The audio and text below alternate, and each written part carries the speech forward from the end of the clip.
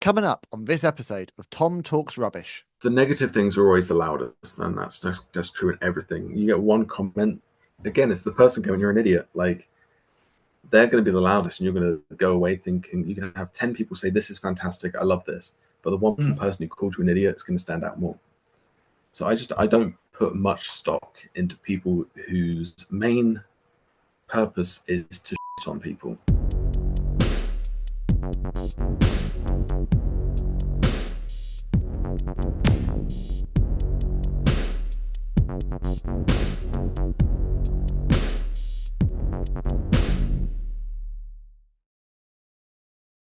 What's going on, guys? It's your boy, Tom Took Trash, and stand back for another interview. This time, I'm joined to kick off the month of March, celebrating Tom Talks Rubbish as a whole, as a channel, to celebrate my birthday. I'm joined by my talented thumbnail designer, Billy Radbourne from Ropebreak Designs. So welcome Hey to the Tom. show, my friend.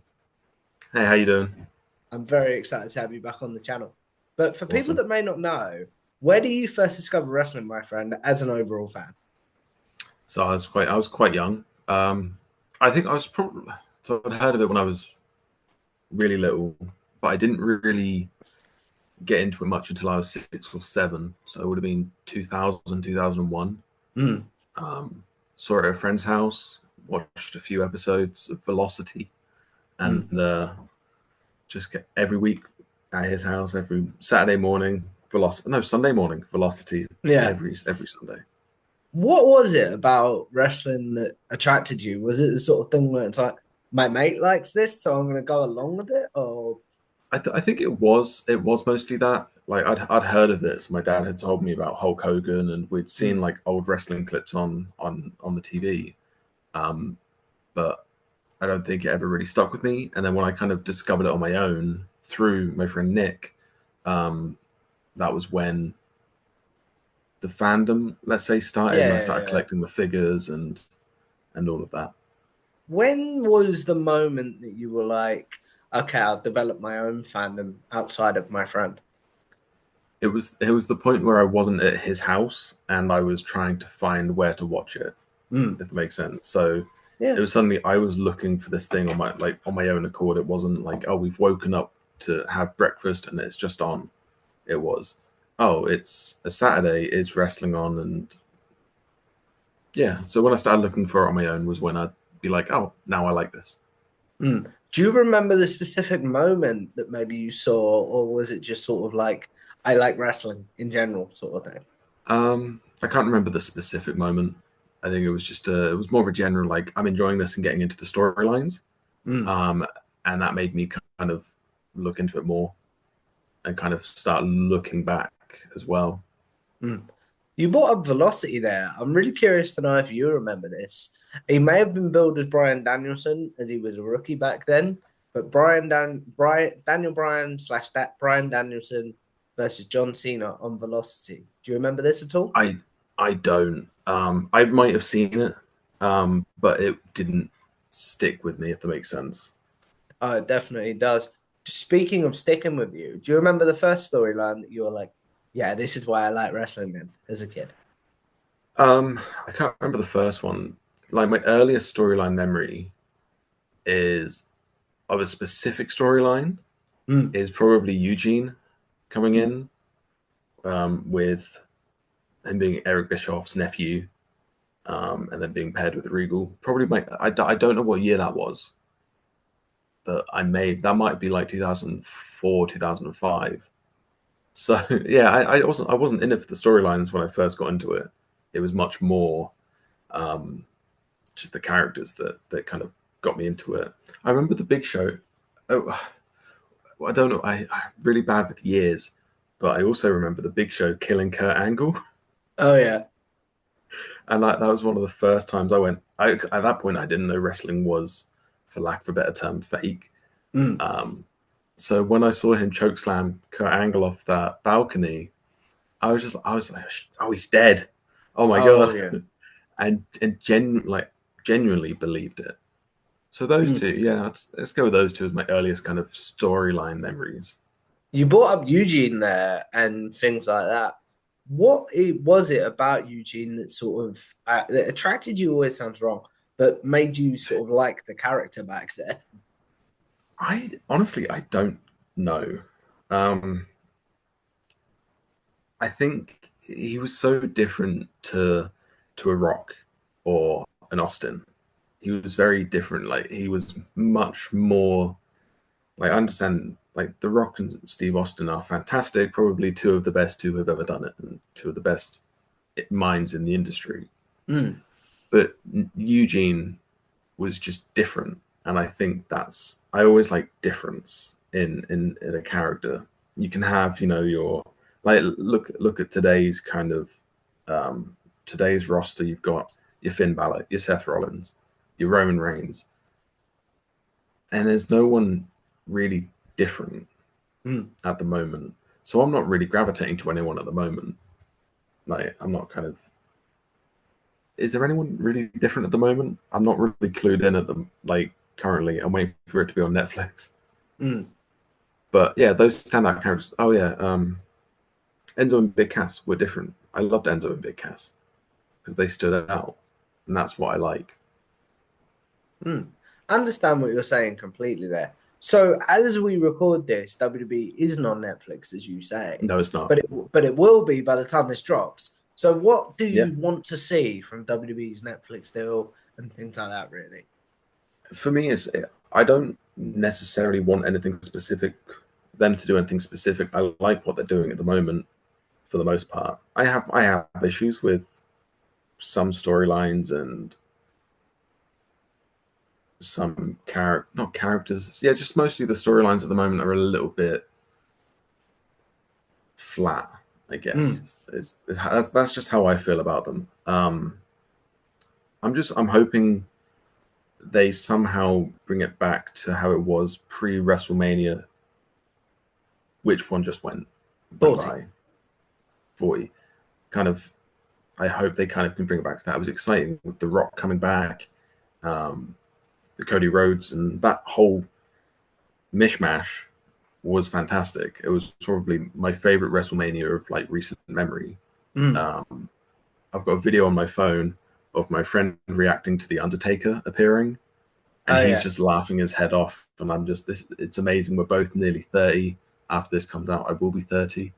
And yeah, I hope it goes back to that. That was when pro wrestling was hot then, and now it feels like it's petered out a little bit.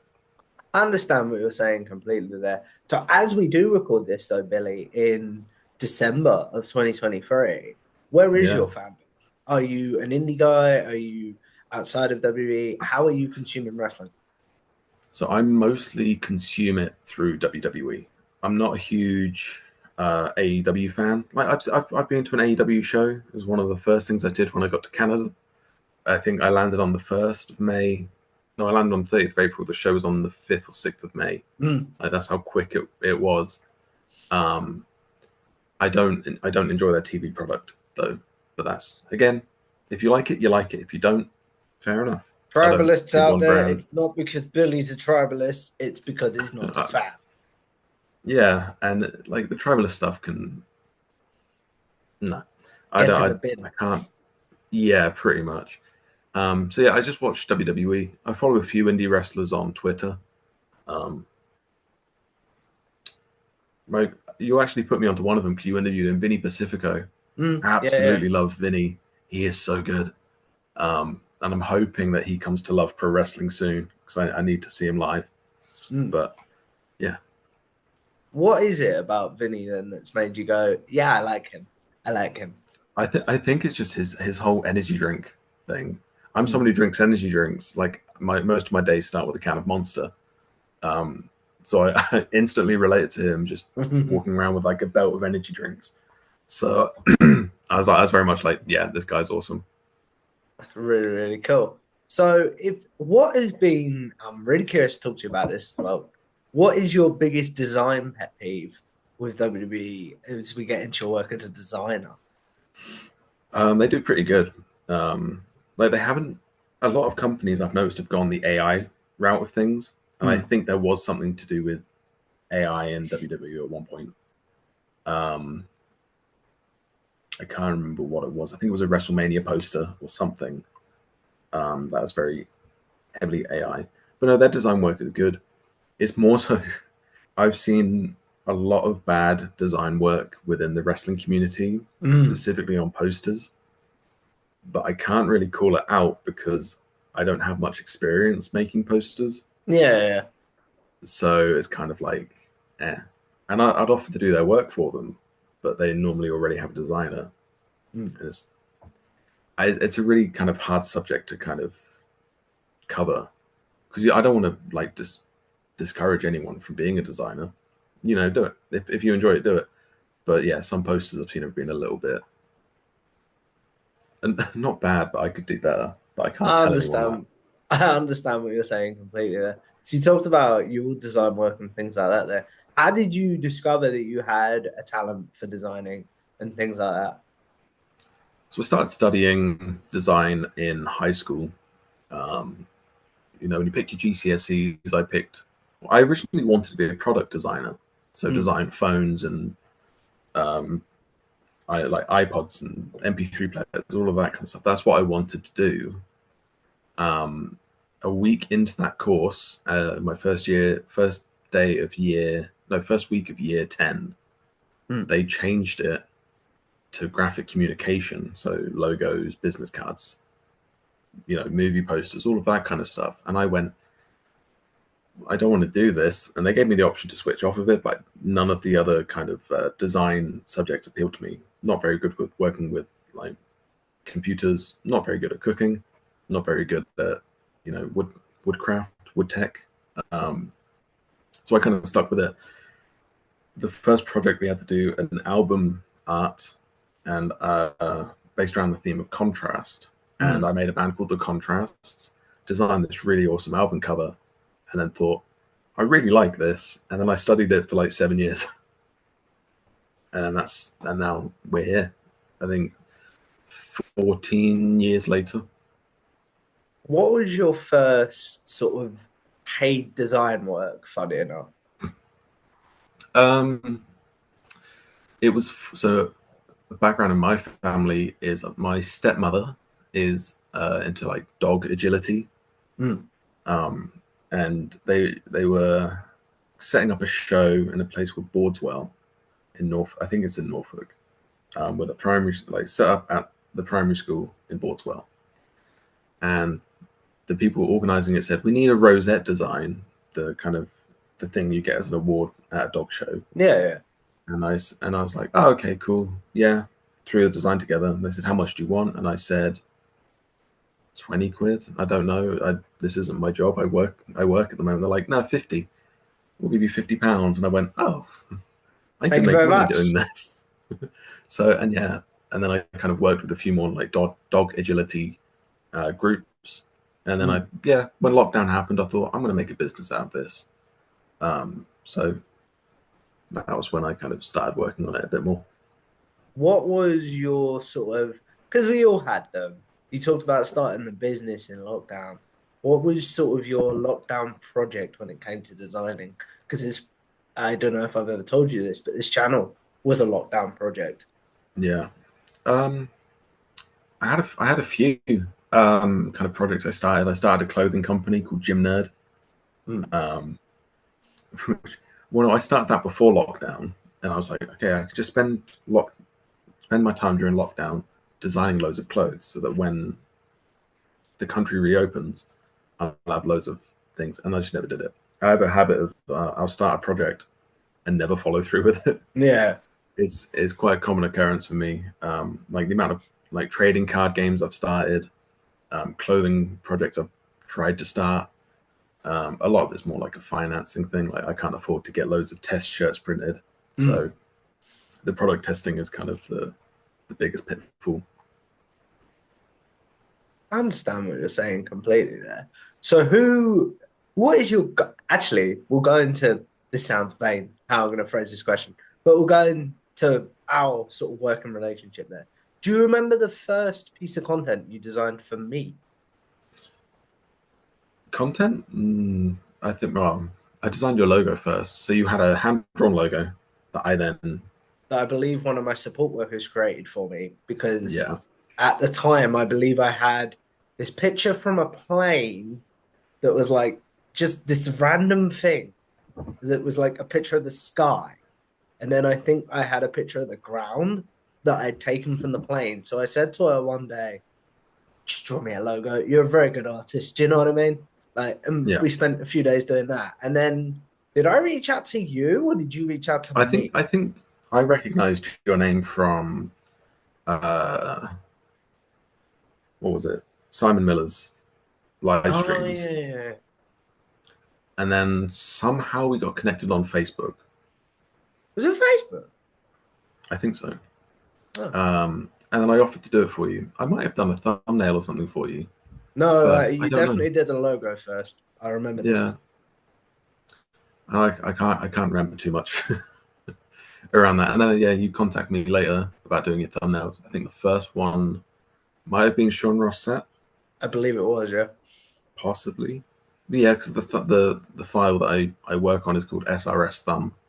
So that makes sense. I think the first one was Sean Rossat. Fantastic interview, by the way. Thank you. And then yeah, it's been a wonderful relationship ever since. I think what's really funny is our relationship really changed when you moved to Canada because, like, I forgot that you moved to Canada because to peel the curtain back, and if you want this bit edited out, I believe you told me like 4 months before. By the way, Yeah. this could happen. Like, this is because he was just in the talking about it stage at this point. It was Yeah. like, this could happen if you I believe your exact words were, if you want to find somebody else that can work in the UK, I respect that. But like, I'm moving to Canada. Like, do you get that? Yeah. Yeah. Sorry, dude. Yeah.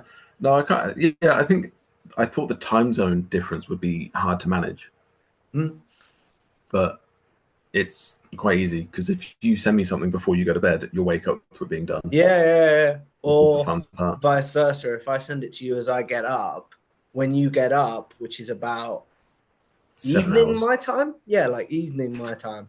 I typically wake up about 7 a.m. Yeah. So if you get up about 7, it's like 2 in the afternoon my time.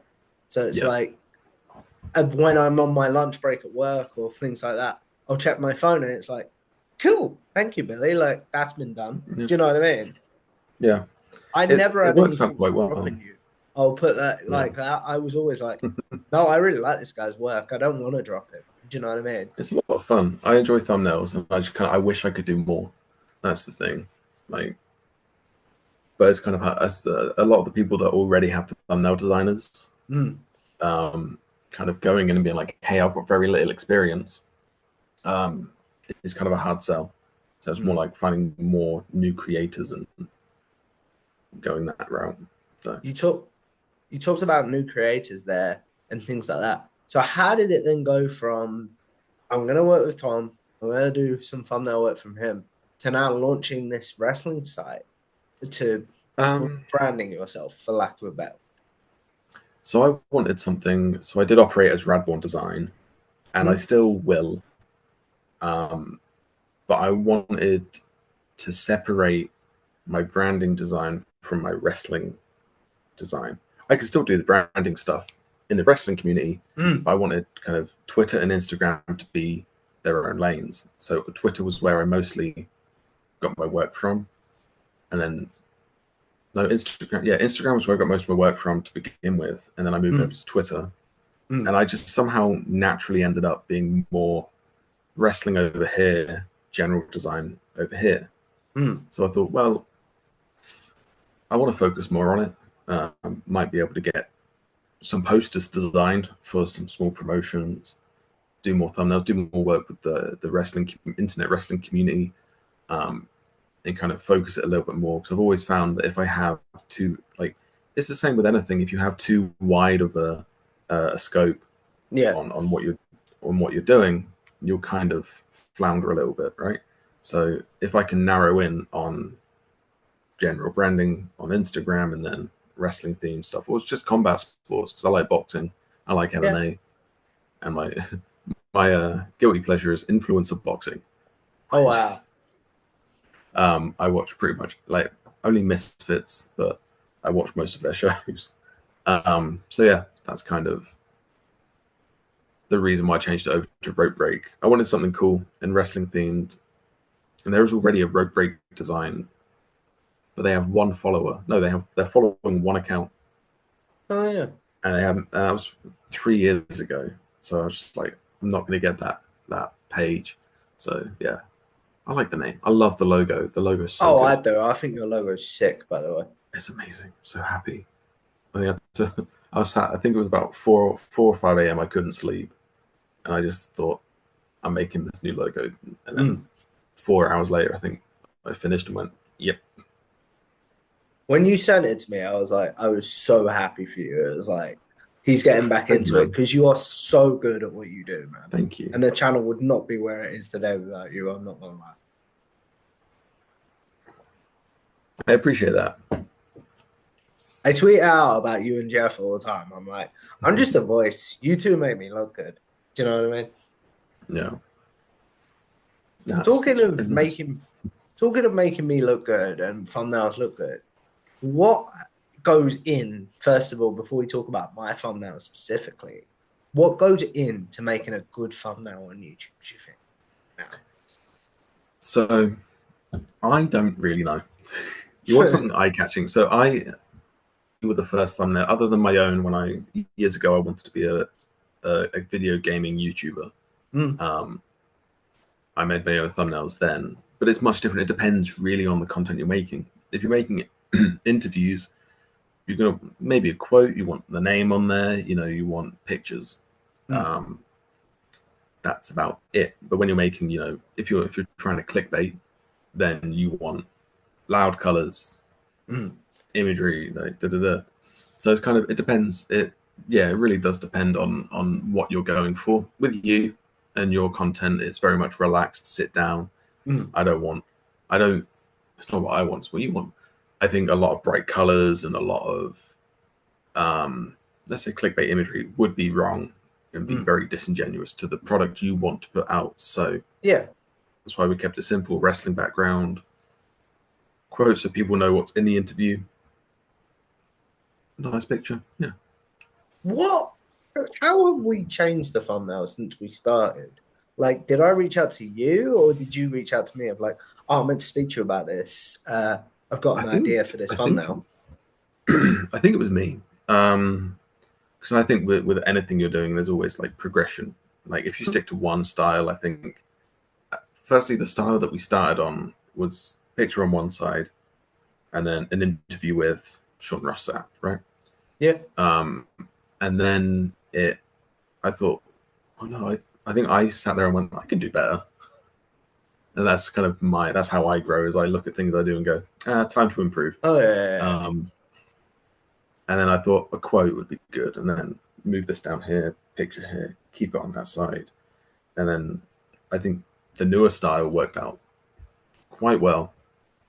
Then the red text as well, the highlight. Oh, the red text makes it look sick. I do sometimes wonder if we're going to get a bit of a cease and desist from Stephen Bartlett from Diary of a CEO. No, it should be they fine. Are very modelled off of his thumbnails in a very good way, I think. Yeah. And as somebody, because you told me this recently, and it does make me laugh, that you said, oh, I've only watched a couple of episodes, not in a horrible way, but you're not a regular viewer. So has there been an episode that you're like, okay, I've gone and watched this one. Okay, Tom, I wouldn't have done this thumbnail like this, having watched the episode, sort of thing. No, I think the thumbnails fit quite well to the interview. So the most recent one I watched was it? I know I watched the Chris Van Vliet one because he's fantastic at what he does. Oh yeah. He's not. I'm not too well. I am quite far from where he's from, but he's just the next province over in Ontario. I don't. Yeah, I think the thumbnails fit. The quotes you select work. Yeah, so I don't think I would have. There's nothing I'd really change about the thumbnails per episode. The only time I would change the thumbnail is if the content was different. And that's just to signify the difference. So if you suddenly did a vlog let's say. Yeah. You went to what's All the next In, wrestling for show? example. You go to All In and you do a vlog about your day, then yeah, I'll change up the thumbnail for that because it's different content. I'd keep the format mostly the same, but the background and whatnot would change. I understand what you're saying completely there. What are your goals then, Billy, as a designer? Are you where do you want to be, sort of thing? If you'd asked me this when I first started, it would be a different answer. I used to want to open a graphic design firm, so I'd have employees work for me and grow and grow and grow. But then I just enjoy making. So my aim is just to keep making, whether I'm doing it for a living or doing it on the side, I don't mind. But it's different things. Like for Ropebreak, it's just work with more wrestlers. I've got this idea. I haven't got any sketches. I have this idea to make business cards for wrestlers, basically, but they're collectible cards.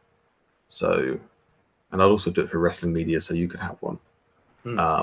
So if you go to an event and you want people to check out your podcast, you give them a card. Business cards, sort of thing.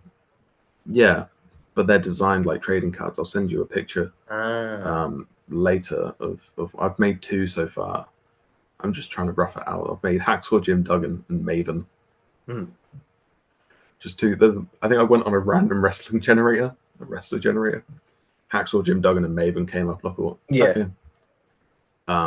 But yeah, it's a good concept. I think no, that's not it. And I think it could work really well. And I was thinking about reaching out to small independent companies, being like, hey, wrestler trading cards. What do you think? But I think, yeah, working more on wrestling is the aim of that one. And then for Radborn Design, it's just to keep designing. Because I like working with small businesses. Primarily, that was kind of where I started. In lockdown, when everyone was being crafty and making things, that was where I kind of jumped in and went, I'll make you a logo for £20. And then, yeah.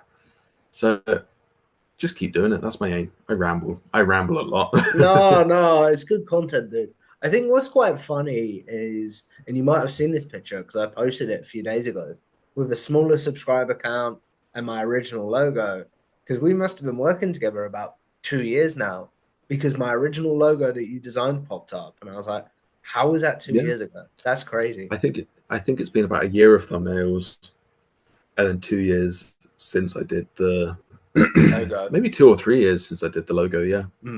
Yeah. Because the thing with me was, I was like, because the thing I had to accept, and this is me being a bit of a control freak as a creator, it's like, Tom, you're not very good at thumbnails. Like, let someone else do them. It took a while for me to be like, I'm gonna let Billy do them, because I did enjoy making them. Not gonna lie. They are fun. Like, that was probably one of my favorite parts when I was doing my own kind of videos was making the thumbnails. So, no, I do understand what you're saying there. I'm curious to know, and this sounds like a self-indulgent question, but as we're talking about Tom Talk Rubbish, how have you seen Tom Talk Rubbish change as we celebrate my birthday and sort of the birth of Tom Talk Rubbish coming up and things like that? And in some ways, as vain as this sounds, how has Tom Talk Rubbish helped you? Because I know me and Jeff spoke about it a little bit. I'd say it's helped me kind of discover, or go with how it's helped me. It's helped me discover more people within wrestling, which I've enjoyed. So, like I said, got me into Vinny Pacifico. There's that guy whose name I've forgotten, and I feel really bad, but he's a writer. What's his name? That doesn't matter. But I know him sort of because we're from the same kind of area, and I'd seen his name, and I think he graduated from the same university that I was going to go to. And as far as how have I seen the channel change, I've seen you become more confident as an interviewer, which I think is something you'll get with time. Right? This is my first interview. I've never done this before. Wait, that's a lie. I've done it once.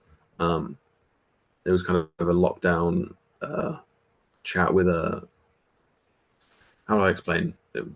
It's kind of the tabletop role-playing community / Warhammer painters. That's something I do in my spare time. Yeah, we had a little interview mid-lockdown. So yeah, it's my second interview. And I really know my issue is I don't know when to stop talking. Oh God, no, But- no. And you're very good, dude. Yeah. No, I've seen you get more confident, and that's very impressive to see. I don't think I could do it. I don't think I could be an interviewer. Dude, I get too watch starstruck. watch my early content. That's all I'm saying. Watch my early content. It's like I hate my early content because it's like too fast. Don't know what I'm doing. Obviously, don't want to be here is the wrong word, but I know what I mean. It's like So I used to do live music Mm. when I was 18, 19 years old. And my first song that I would do in like a set of 3 was always played faster because I was just nervous. yeah. But you learn to slow it down. I think to bring it back to wrestling, which is what I think is quite funny, when you see a veteran in an interview with a young wrestler, you normally, if you can listen, you normally hear slow the fuck down. Do you know what I mean? Yeah. In like wrestling, which is so funny. So it's like, I'm curious to know also, Billy, before we look at wrapping this up, what is your advice for someone that wants to design, but it's just like doesn't want to put themselves struggling with putting themselves out there? Just do it. What's the worst that's going to happen? I used to be so scared of failure. The amount of designs I started making didn't like how they were turning out, or projects I started and just thought, oh, this is going to be crap because no one's going to pay attention to it. Is, you know, there's a lot of them, and eventually I just kind of went, I'm gonna learn something either way. So just if you want to make stuff, make stuff. Like I started learning wood carving, and some of the stuff I've made is awful. And yeah, I'm just enjoying the process of learning. Learning is awesome. The more you can learn, the better, Yeah. So make stuff and don't be scared to share it. And also, if you seek criticism, this is something I find very important. Don't seek praise, because if everyone tells you all the time what you do is great, you're not going to grow. You need criticism. So you need people to call you out and go, hey, this is the wrong font choice or the wrong color choice. Granted, there's good criticism and there's bad criticism. If someone came up to you and went, you're a fucking idiot, you're not going to learn anything. Yeah. But yeah, seek criticism, not praise. I love that quote. No, I understand what you're saying completely there. What about when you feel burned out as a designer? Like maybe I've sent you a thumbnail and it's like 2 a.m. and you're thinking, I don't want to deal with this now. How do you deal with burnout as a creator, sort of thing? Honestly, I just go and play video games. I take a step back. For a little bit. When I was kind of when I was designing the most during lockdown, during I think 2021, 2022 were my busiest years. There was one point I think I had a waiting list of like 30 or 40 people for branding design. My bank wasn't complaining, but I was, and I completely burnt out. So I think gave myself a long weekend. I took the Friday, Saturday, Sunday, Monday off.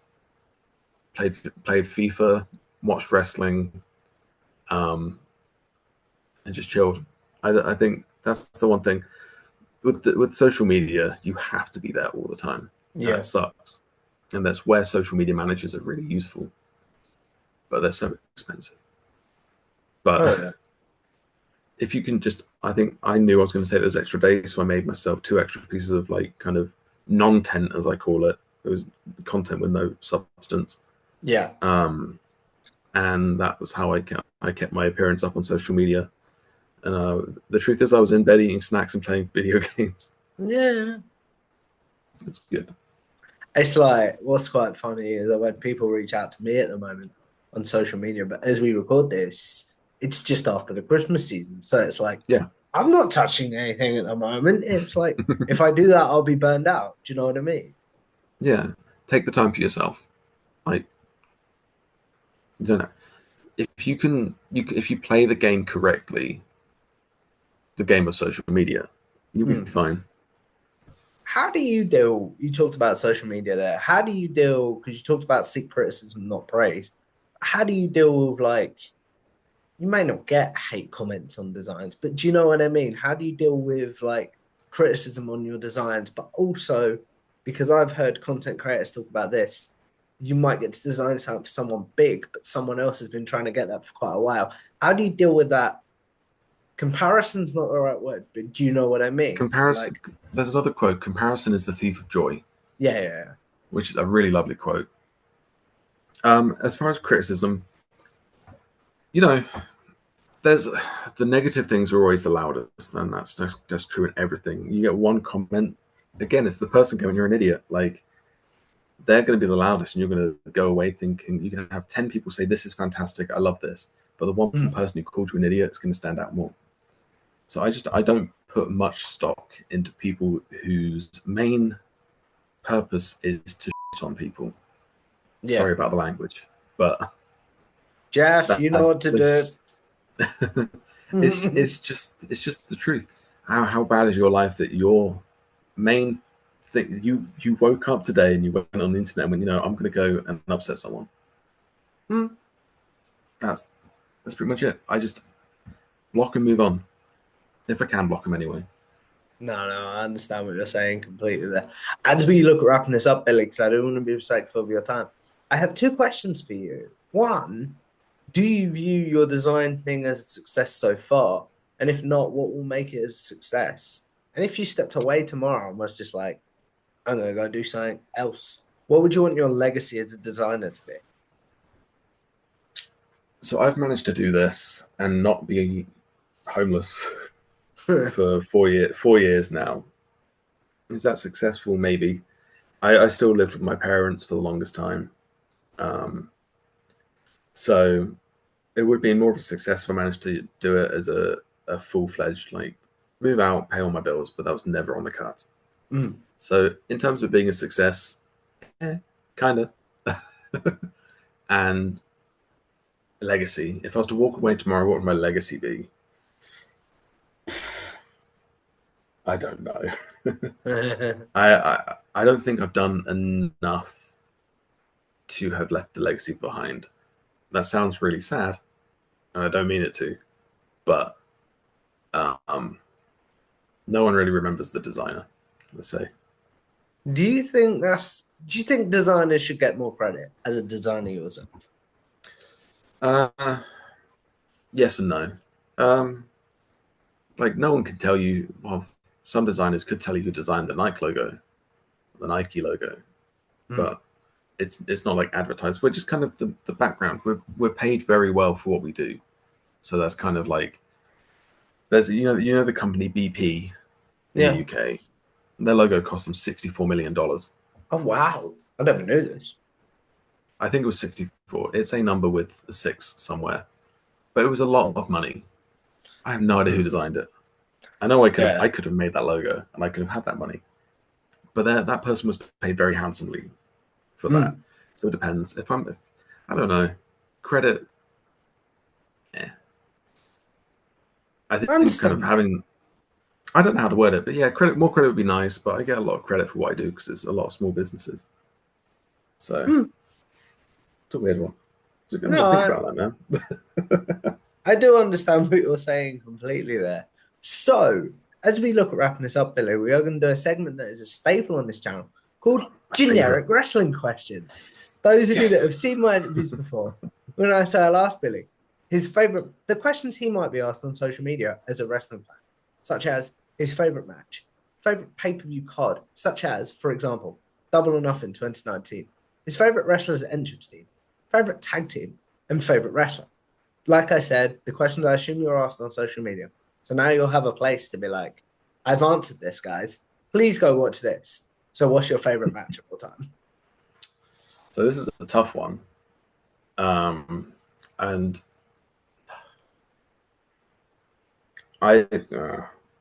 going to go with quite a common answer. And I'm going to say that random Shelton Benjamin and Shawn Michaels match from the random episode of SmackDown or Raw that I can't remember. It's a fantastic match. That super kick, the springboard into the super kick. No, it was the run up the ladder.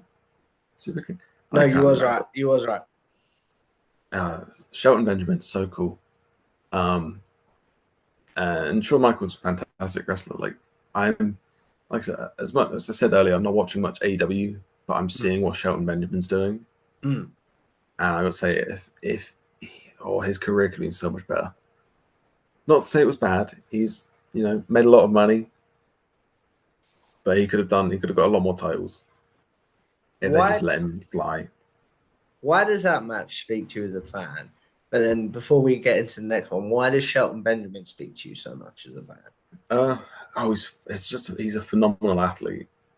I really liked his stuff because again, earlier when I said I like the people that stand out, Kurt Angle stood out more than most of the people in that kind of time frame because he was hilarious.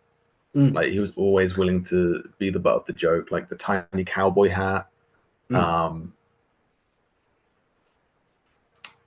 like kind of when he shaved his head, his time as GM, like I loved Kurt Angle and I loved Charlie Haas and Shelton Benjamin as well. But Shelton Benjamin, like I think I've grown to respect him a lot more as I've kind of furthered into wrestling fandom. But I never understood the appeal of Samoa Joe. And then one day I went, oh shit, Samoa Joe is really good. Yeah. It was the point with Samoa Joe that I kind of went, I like him, was there's a clip where I think it's him versus Apollo Crews or someone, and he does the Uranagi in the corner. Yeah. And he just goes, boy, sit your ass down. I was like, that's amazing. But yeah, phenomenal athlete, stood out to me, mostly because it was a phenomenal athlete. That's really, really cool. Is that why that match sticks out to you as well? I think it's the match I would show people to be like, here is wrestling. That's the match I would show them. That's really, so really I've watched this so much. What about your favorite overall pay-per-view card? I want to say the Royal Rumble 2002 for that one. Because that was my first pay-per-view I watched. The Royal Rumble was good. That was the one with Flair McMahon, I think. Yeah. So that one, yeah. Probably that card. Enjoyed that one. Why does that one speak to you as a fan? So I really liked Maven, which now he's doing all of his YouTube stuff. It sounds like a kind of, oh, of course you are, kind of thing. But I really did like Maven and watching him get his head put through a popcorn machine. I don't know. I don't know. It's just I think it's just it's a memory thing. Like it stood out to me because it was my first one. You never forget your first kiss. You never forget your first steak. Or your first beer. You never forget your first wrestling pay-per-view, and that's kind of why. I understand what you're saying completely. What about your favorite wrestler's entrance theme, Billy? I don't know if my tattoo will show on camera. Is it shown? A bit. Yeah, please so explain that's for the viewing audience. It's the artwork for Blackbird by Alter Bridge. So my favorite theme is Metalingus by Alter Bridge, so Edge's theme. When I saw Edge live in May, there's kind of like that was my first big wrestling show. So his music hit. I'm so glad he's still got the theme. And like I kind of felt myself start to well up, which I didn't expect that, because Edge was one of my favorites. I have so many favorites. I love wrestling.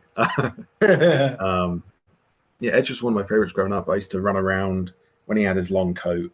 I had a long black dressing gown, and I used to just run around and pretend I was doing his entrance, just in like some pajama trousers and not wearing a shirt on them with it. And yeah, I was an Edge head. That's really, really cool. You wouldn't have seen World's End as not an AEW guy, but the pop that he got when Alter Bridge hit at World's End last 2 nights ago, as we record this, was very, very cool. Yeah. Yeah, no, anytime Edge, I wish he would, like a lot of the stuff he does in AEW, I don't watch because I'm not a hardcore wrestling guy. Hmm? Don't get me wrong. Mankind, Cactus Jack stuff, fantastic. A lot of ECW stuff, not for me. Oh yeah. Um, so I kind of I tune out a little bit when it gets like really gory. It's not because I'm squeamish. It's just not for me. Hmm. So I understand what you're saying. I, Edge is so. If I could interview one wrestler, Edge. So Yeah. I've told this story on the episode that comes out with Benville when he interviewed me recently, but Bridge and Metalingus became my favorite theme recently when I started Yeah. hearing it out in the wild, for lack of a better word, Billy. When I think I went to a workout class and the boxing instructor's a wrestling fan, and I was like, I know this music, and I heard his theme, and yeah, I popped. I was very happy. Oh, working out to wrestling themes is great. Mm. I think I have like 3 or 4 Spotify playlists of wrestling themes depending on what workout I'm doing. Mm. But I think his and like Metalingus is really good. Samoa Joe's WWE theme, fantastic. I think they're the two main ones. I think Strowman's music is quite good to work out to as well. Mm. That's really, really cool. What about your favorite tag team? um, Braun Strowman and Nicholas. Why No, no. I want to say Edge and Christian. But I could list so many. The Mosh and Thrasher, Mm. the Headbangers, fantastic. World's Greatest Tag Team. Mm. Kane and X-Pac. Yeah, there's so many. I'd feel like I like tag team wrestling. That's Um, really, that's really, really no, cool, my friend. let's say Edge and Christian. I liked Edge. I liked Christian. I didn't understand it when they were like. I think the Brood might have been something I just kind of checked out of. I don't really remember much of them as the Brood. I remember them more doing. Oh, I can't remember the pose, but yeah, I remember that quite a lot. That's really, really cool. Why did Edge and Christian speak to you so much, my friend, as a fan? Again, it was most for some reason I just clicked with Edge. Again, like I said, I was running around in my dressing gown pretending I was him. And yeah, they're dynamic because I know they were best friends. They grew up wanting to get into wrestling together. I didn't know that then, so but We thought they were brothers yeah, for the longest time. still surprises me that they're not. But yeah, I'd say probably just how they were together. I don't know. I don't really have an answer for that one, I'm afraid. No, I understand what you're saying completely there. And then finally, Billy, the biggest generic question, in my opinion, who is your favorite overall wrestler of all time? Maven, no. Eddie Guerrero, if I was to pick one person. And I think when Guerrero died, I started to stop watching wrestling. And then the Benoit thing happened. And then I completely stopped for about, so that was 2005 or 2006. 12 years I stopped watching wrestling for. Oh, wow. After that. Absolutely broke me when Eddie Guerrero died. Yeah, I'll try to not choke up about it now, but it was very difficult because I had a T-shirt with Eddie Guerrero on. I had his poster. I copied his moves on the trampoline. When I was playing SmackDown versus Raw, I made my character do all of Eddie Guerrero's moves. I was just a massive Eddie Guerrero fan. And then, yeah, when he died, I was just like, excuse my language again. Jeff. It is cool. And yeah, so Eddie Guerrero, rest in peace.